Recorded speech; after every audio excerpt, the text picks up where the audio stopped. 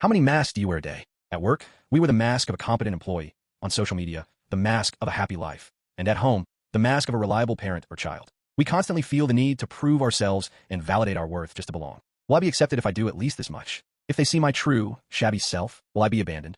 Driven by these anxieties, we cannot take off our masks. The real tragedy is the profound sense of alienation, the feeling that there is nowhere left to breathe as our true selves. The Word of God in the Bible tells us that Jesus, the true light, came into this world. However, a tragic event occurred. The world did not recognize the light and rejected him. Yet, in the midst of this dark history of rejection, a radical ray of hope was proclaimed. Yet to all who did receive him, to those who believe in his name, he gave the right to become children of God. John 1 verse 12. The word right, or authority, used here is exousia in Greek. It does not refer to a power achieved through one's own strength, but rather a bold privilege granted by a fundamental change in status. A revolution of identity has occurred, one that comes not from bloodline, human effort, or a person's will, but solely from being born of God. How is this possible? It is because of the cross of Jesus Christ. To make us his children, God gave up his own son on the cross. That cross is God's confirmation that you are mine, and it is the site of unconditional acceptance, regardless of who we are. Because Jesus took upon himself all sin and judgment on the cross, the wall separating us from God has been torn down. We no longer need to tremble in fear,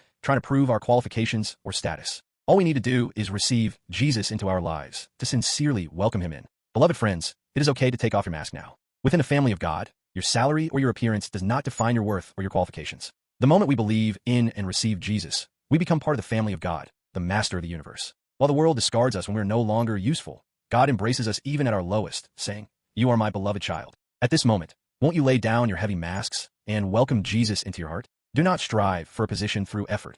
Instead, enjoy the authority of a child of God, received as a gift through faith. I invite you to the arms of God, who loves you exactly as you are, to that place of absolute acceptance. I bless you to take off your masks and live boldly as your true self, as a member of God's family.